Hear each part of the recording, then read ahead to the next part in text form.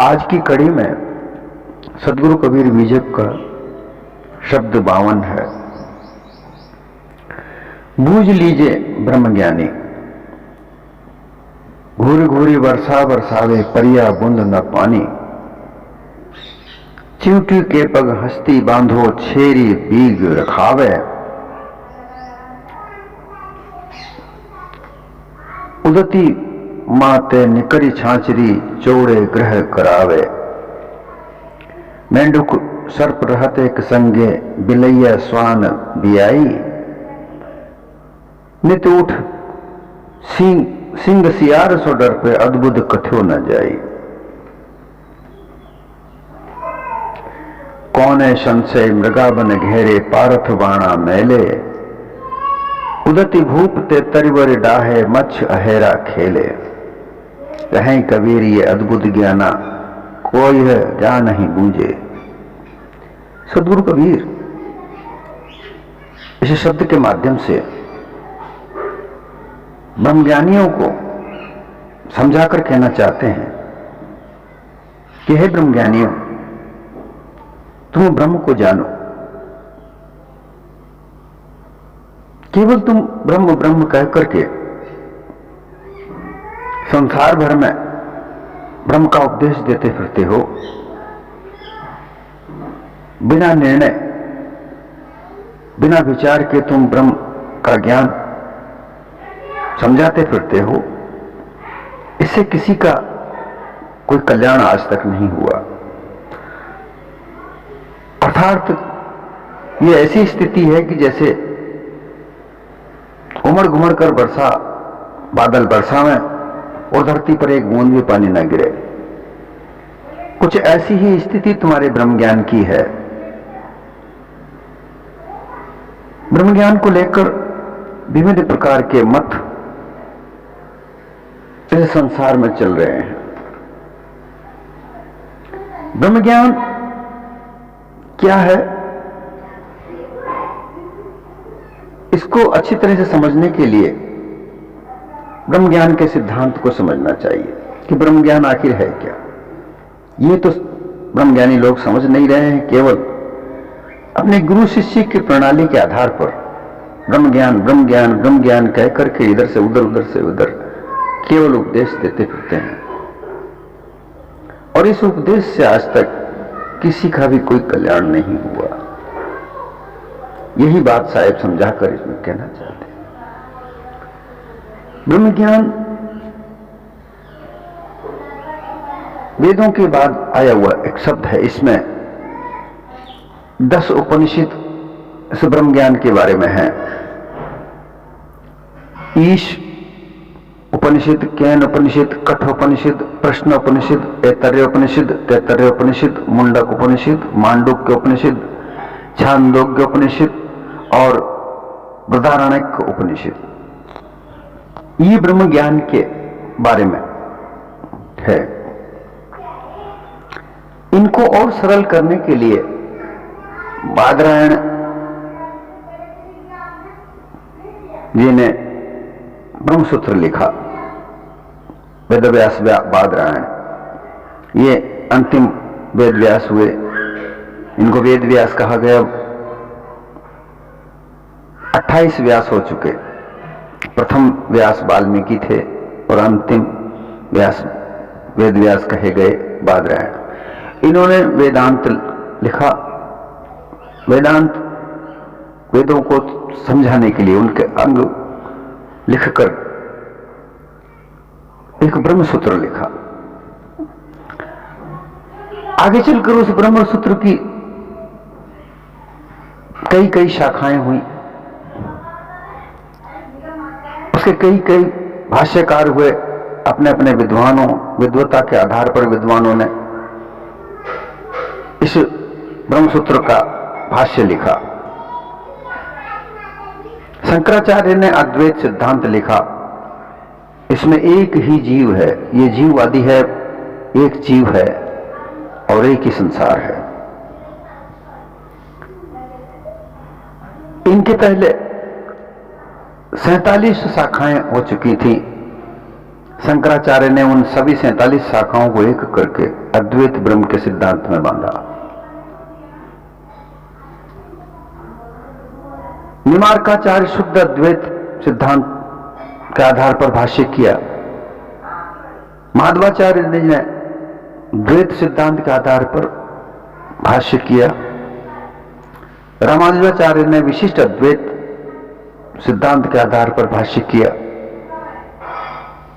फिर द्वैताद्वैत, अचिंत भेदाभेद, इस प्रकार से इस ब्रह्मसूत्र के अनेकों अनेक सिद्धांत जगत में प्रदेश प्रसिद्ध हुए। लेकिन ब्रह्म ज्ञान को समझ नहीं पाए कि ब्रह्म आखिर है क्या। एक काल्पनिक ब्रह्म है, वही सब कुछ है। ब्रह्मज्ञानियों को खुद, जो ब्रह्मवादी थे, उनमें खुद को शंका हुई कि क्या ब्रह्म से मुक्त हुआ। सुखदेव इत्यादि पर भी शंका की गई, क्या वे ब्रह्मज्ञानी थे, क्या मुक्त हुए। कहा कि भाई प्रमाण तो नहीं है कि वे मुक्त हुए हों।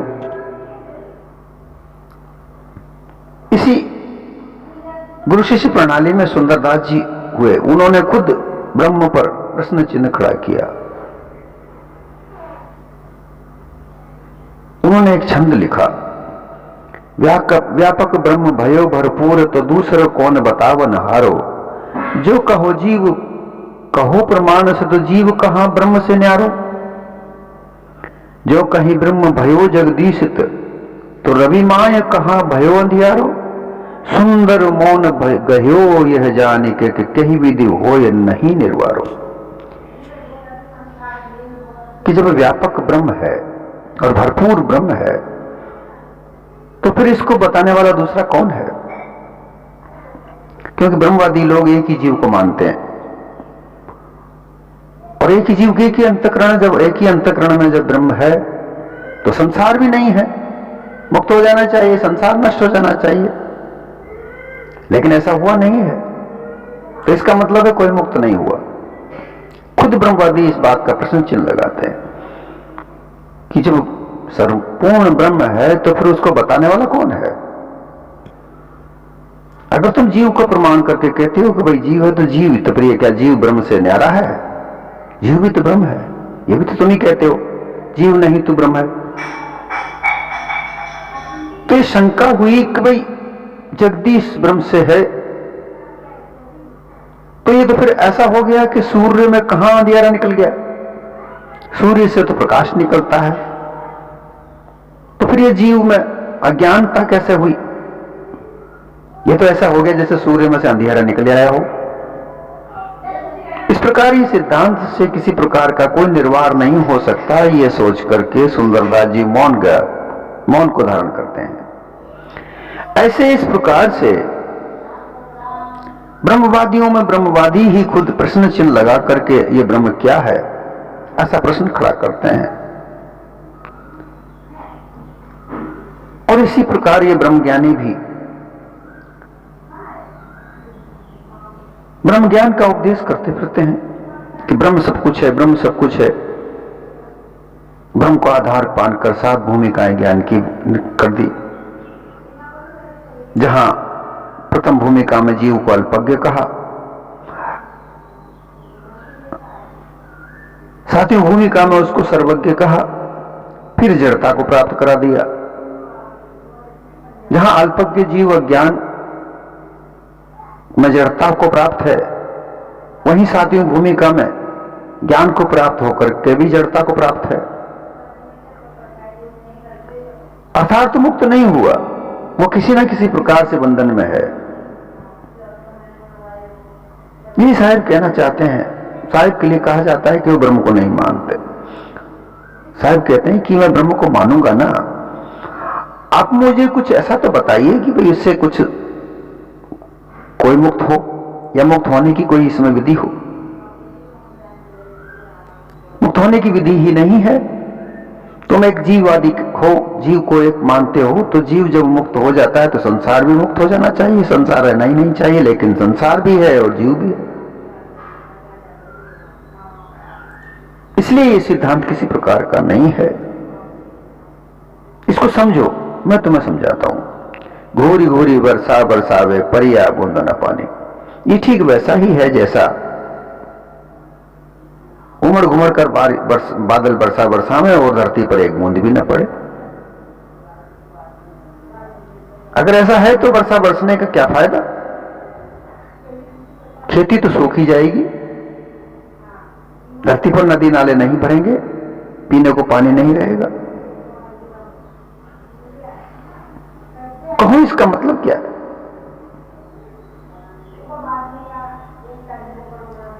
बारंबार अज्ञानी लोगों के ऊपर घूर कर, आंखों से ताक झांक करके, देख उलट कर करके ब्रह्मज्ञानी लोग गुरुआ प्रपंची बनकर जहां तहां ब्रह्म ज्ञान का उपदेश करते हैं,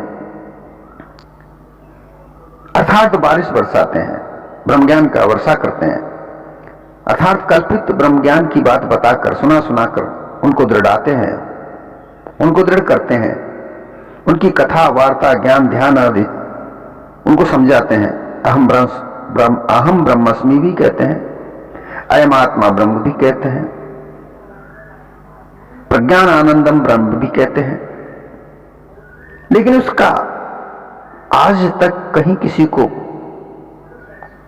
कोई मुक्त फल नहीं प्राप्त हुआ। ये चाहे कितना ही उपदेश करें, चाहे कितना ही सुनाएं, लेकिन ब्रह्म नाम की कोई वस्तु प्राप्त नहीं है। फिर उसे अनिर्वाच कह दिया, मनवाणी बुद्धि ताई नहीं जाने, ऐसा कहकर पल्ला झाड़ लिया। और ये जीव जड़ाद्यासी बद्ध होकर के बहुबंधन में पड़ा ही रहता है, मुक्त नहीं होता। चिमटी के पग हस्ती बांधो, छेरी सींग रखाओ। चींटी जैसे छोटी सी नगण्य तुच्छ भ्रम से, एक भ्रम छोटा सा होता है, लेकिन उससे विभिन्न प्रकार की वाणियां अनुमान से बना बना करके ब्रह्म ईश्वर कल्पित पद में ले जाकर के भ्रमिक गुरुआ लोगों ने हाथीवत बड़ा सा मन कल्पना करके और उसको टिका दिया, उसे मजबूती से बांध दिया। ये ठीक वैसा ही है, छोटी सी कल्पना चींटी रूप ने भ्रम से वाणियां बना बनाकर और उसमें मन को बांध दिया।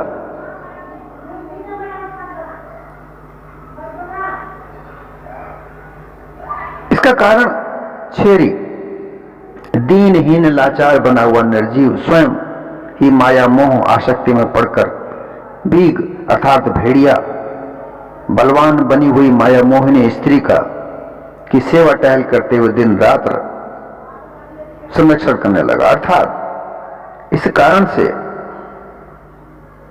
ये जीव दीनहीन हुआ, लाचार हुआ, अल्पज्ञ हुआ। जो सामर्थ्य था इस कल्पना वाणी के आधार पर ये दीनहीन होकर, लाचार होकर अल्पज्ञ हो गया। और भी आसक्ति में पड़कर भेड़िया की तरह जो माया, इसी की छाया, जो जीव की छाया है, वही माया इसको खाने लगी और ये उसको संरक्षित करने लगा। जो इसको खा रही है उसी का ये संरक्षण करने लगा। जो माया इसके सत्य स्वरूप को, सार स्वरूप को खा रही है, मिटा रही है और उसी का ये संरक्षण करने लगा।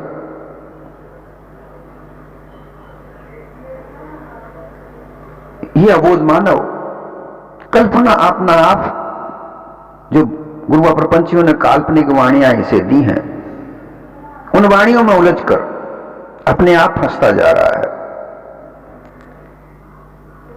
और उस माया का संरक्षण करने लगा। जिसे त्यागना चाहिए उसी के जाल में फंसता रहा। इसके जाल में से कोई निकल नहीं पा रहा है, क्योंकि रखवाली खुद ही कर रहा है। ये बहुबंधन बिना अपने आप को जाने कैसे छूटे, क्योंकि इसको तो अपने आप से छुपाया जा रहा है। इसलिए ये नहीं छूट पा रहा है। उदती मांगते निकरी छाछरी चौड़े ग्राह करावे। उदती समुद्र को कहा जाता है, मां उसके अंदर से, छाछरी अर्थात मछली। समुद्र संसार, समुद्र रूप संसार में अगाध सागर भवसागर रूप, इसमें के मोह जाल में ये अल्पज्ञ होकर के जीव, लाचार होकर के जीव बना पड़ा है। क्योंकि ब्रह्म के गुरुआ लोगों ने रोचक भयानक वाणी का उपदेश सुना सुनाकर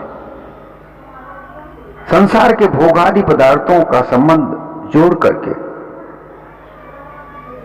मछलीवत भावुक निर्जीव गृहस्थी से अलग होकर बाहर निकल रहे हैं। और सन्यासी वेश धारण करके बाहर चौड़े लंबे चौड़े मैदान में, जंगल में, पहाड़ में, कंदराती में जा जाकर वहीं रहने का घर कुटी आदि बनाकर वनवास करके निवास कर रहे हैं। ये भ्रम के धोखा उलझाकर मानव को अपने कर्तव्य से हटाकर अकर्तव्य की ओर अग्रसर करने का जो गुरुआ प्रपंचियों का जो प्रपंच है, उसमें ये मानव जीव उलझकर किस तरह से दयनीय स्थिति को धारण करता है। उदती मां से निकल इस संसार सागर में, इसी में सुख है और इसी में दुख है, इसको त्याग कर कहां जाएंगे। दुख और सुख ये तुम्हारा ही तो बनाया हुआ संसार है, सच्चा संसार और असत्य संसार। लेकिन ये गुरुआ प्रपंचियों ने किसी को सन्यासी बना दिया, किसी को योगी बना दिया, किसी को भगत बना दिया, और योग और ज्ञान और भक्ति में उनको उलझाकर संसार से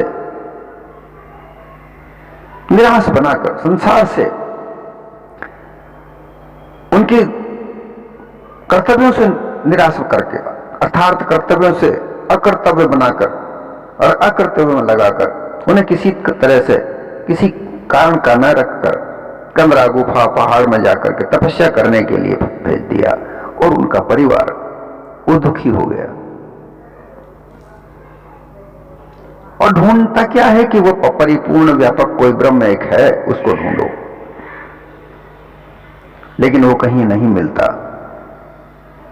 साहिब कहते हैं कि वो जो कुछ है ही नहीं तो उसे कहां ढूंढने की जरूरत है।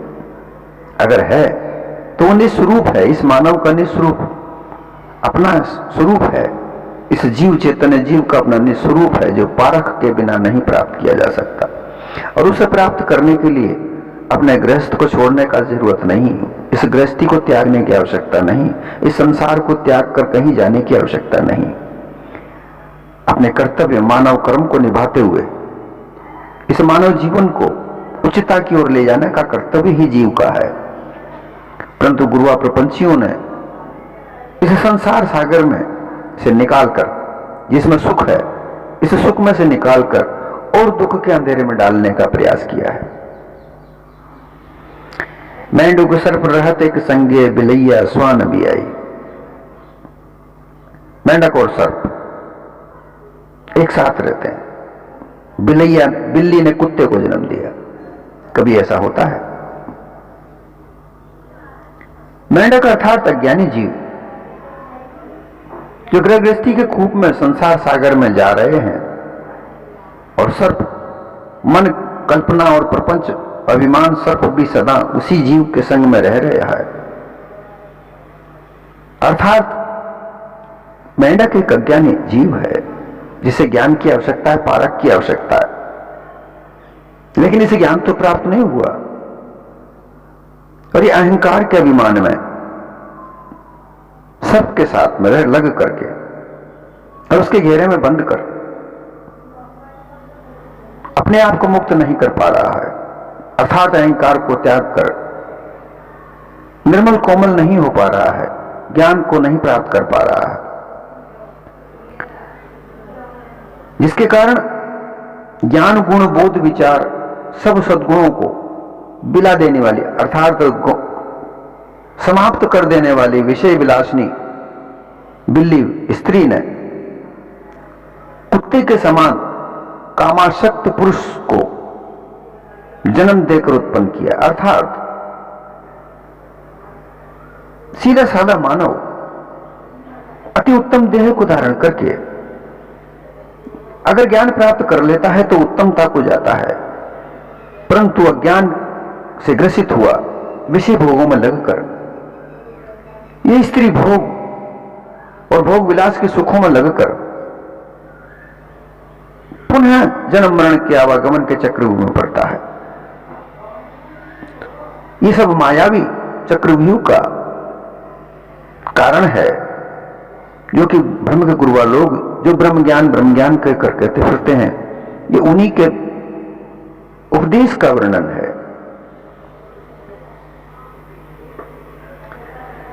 निदूड सिंह सियार सो दर पे अद्भुत कथो न जाए। सिंह अर्थात बलवान शक्तिशाली स्वयं निर्जीव है, अर्थात 184 जीवाजून में यह मानव जीव जो मानव देह में आया है ये सिंह के समान है। जिस तरीके से पशुओं में सिंह सबसे ज्यादा शक्तिशाली है, उसी तरीके से 184 जीवाजून में ये जीव मानव तन में आकर सर्वशक्तिमान है। लेकिन ये अपने निज स्वरूप को जाने बिना सियार से डर, अर्थात सियार अर्थात मायामय वाणी, जो माया कल्पना से विभिन्न प्रकार की वाणियों का निर्माण किया है, रोचक वाणियों का निर्माण किया है। वैसे तो वाणी इस मानव देह में इस नरमानव के पास ही है, जो अद्भुत है, जो यथार्थ है, लेकिन ये इस यथार्थ वाणी से बहुत दूर रोचक वाणी से किया जाकर इस मानव को भ्रमित करके कल्पना में उलझाकर अपने निस्वरूप से दूर कर दिया, जो कि इस सियार रूपी शक्तिहीन माया से डर रहा है, जो कि सियार रूपी माया अर्थात ये माया तो इसकी बनाई हुई छाया है, ये जीव की छाया ही है और इसी से ये डर रहा है। अर्थात सिंह सियार से डर रहा है।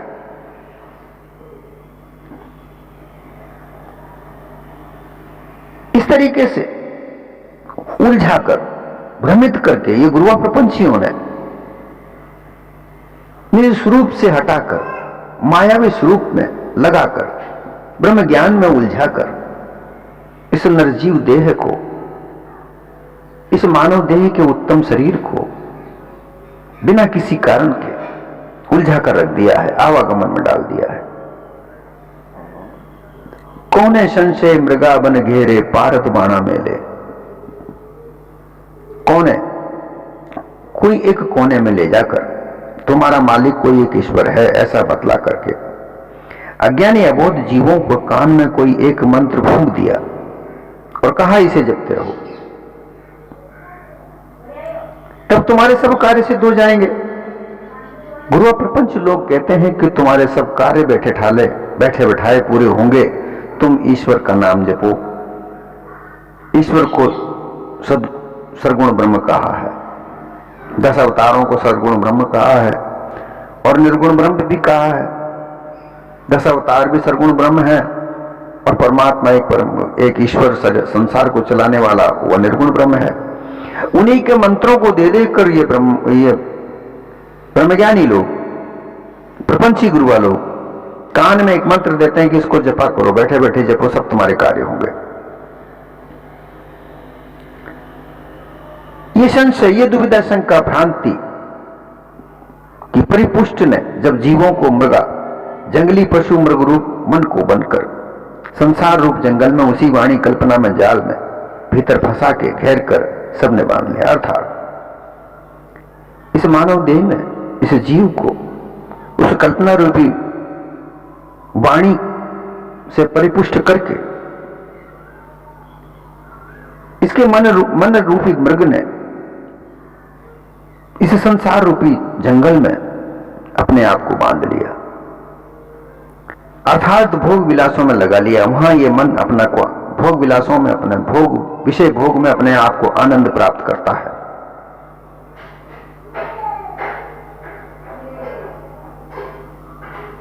और वाणी रूप जो जाल है उसमें वो बंधा रहता है। इन विद्वानों ने अनेक प्रकार के वाण रूप वाणी को छोड़ छोड़कर विभिन्न प्रकार की वाणियां, मदा वाणी, परा बसंती, मदा बेकरी, इन वाणियों के बाण तीर चला चलाकर इस मन को वेद रखा है और इस मन को एक तरह से घेर कर बांध रखा है। अब इस जीव को अपने निस्वरूप से दूर करके रखा है, धोखे में डाल रखा है। ये ब्रह्म ज्ञान से यह अर्थ लगाया गया कि सबसे परे ब्रह्म एक है, वह सब परिपूर्ण व्यापक है, जगत में अनेक रूप में भी वही एक समाया है, इसलिए एक अनेक सब वही ब्रह्म है इत्यादि कल्पना दृढ़ करके पारद ने अर्थात वाणी का बाण निशाना लगाकर ब्रह्म ज्ञानियों ने अर्थात पारद अर्थात ब्रह्म ज्ञानियों ने अपना बाण का निशाना लगा लगाकर मार मार कर इस मन की चेतना को, इस जीव की चैतन्यता को, जागृति को समाप्त करके अपने से दूर कर दिया, अपने निस्वरूप से दूर कर दिया। उदति भूप ते तरिवर डाहे मच्छ अहेरा खेले। समुद्र रूप संसार में सबके राजा मनुष्य जीव ही वाणी कल्पना का और इच्छा वासना रूप प्रचंड अग्नि उत्पन्न हुई। अर्थात इस संसार सागर में 184 जीवाजूण में एक मानव ही ऐसा है जिसके पास वाणी है और इच्छा से वासना रूप भोग का विलास जागा है। वही एक घट से दूसरे घट में इस भोग की अग्नि लगती है और संसार में, सारे संसार में फैली हुई है। उसी अग्नि में तरिवर वृक्षवत मनुष्य देहधारी योगी, ज्ञानी, भक्त, विज्ञानी और पंडित आदि बड़े बड़े लोगों ने, छोटे छोटे सामान्य लोग तक सबके सब डाहे। अर्थात इस भोग की अग्नि ने इस मानव रूपी तरिवर को, जिसमें ज्ञानी है, विज्ञानी है, भक्त हैं, पंडित हैं, बड़े बड़े विद्वान हैं, ये सब इस भोग की अग्नि में जल रहे हैं, डाहे अर्थात जल रहे हैं। 184 जीवाजूण के भूपति अर्थात राजा इस नरदेह में आकर इस भवसागर रूपी सागर में अपनी कल्पना वाणी को भोग विलास में लगाकर उसमें अग्नि प्रज्वलित की और वो अग्नि इस मानव रूप देह रूपी वृक्ष को, जिसमें योगी, ज्ञानी, भक्त, विज्ञानी, महाविद्वान भी हैं, इनको सबको जलाकर नष्ट कर दिया। एक ओर तो इस तरह से सब लोग जल रहे हैं और दूसरी ओर मद मत्सर आदि विकारों में लिप्त होने वाले निर्जीव मत्स्य, अगर मायावी, जो माया के विभिन्न प्रकार के विकार हैं, काम, क्रोध, मद, लोभ, मोह इत्यादि विकार, ये निर्जीव संसारी ग्रस्त लोग भी गुरुआ, पुरोहित आदि उपदेशक गुरुआ बनकर कोई एक मंत्र भूत चेले यजमानों के कान में फूंकते हैं और पुराण आदि की कथा सुना सुनाकर पुरोहित कर्म करके वैसी गुरुवाई चलाकर अनेक लोगों को भी भ्रमा कर फंसाने लग रहे हैं और फंसाते ही जा रहे हैं। इस प्रकार धूर्त चालाक लोग एक पर एक अहेरा शिकार खेल रहे हैं। एक तरफ तो इस नरदेह में ये 184 जीवाजूण का राजा अपनी विषय वासना से, अपनी विषय वासना की अग्नि से जल रहा है। दूसरी ओर ये पुरोहित कर्म करने वाले चतुर लोग गुरुवाई करके उसे और जला रहे हैं। ये अपने निस्वरूप की ओर से दूर ले जा रहे हैं, अपने निस्वरूप की प्राप्ति के लिए कोई प्रयास नहीं कर रहे हैं। कहीं कबीर ये अद्भुत ज्ञाना कोई ज्ञान नहीं बूझे।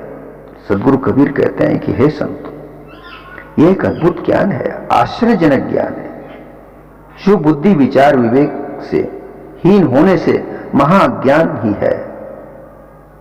पारखी के सिवाय इस महाब्रह्म ज्ञान व ब्रह्म ज्ञान को कौन बूझेगा? ब्रह्म ज्ञान को जानने की आवश्यकता है। ब्रह्म ब्रह्म कहने से किसी का कल्याण नहीं, इसको जानने से और ब्रह्म ज्ञान को निकालने की आवश्यकता होती है, जो पार की संत के पास जाकर ही निकल सकता है। ब्रह्म ज्ञान कहने वाले तो केवल भ्रमित ज्ञान ही दृढ़ा सकते हैं।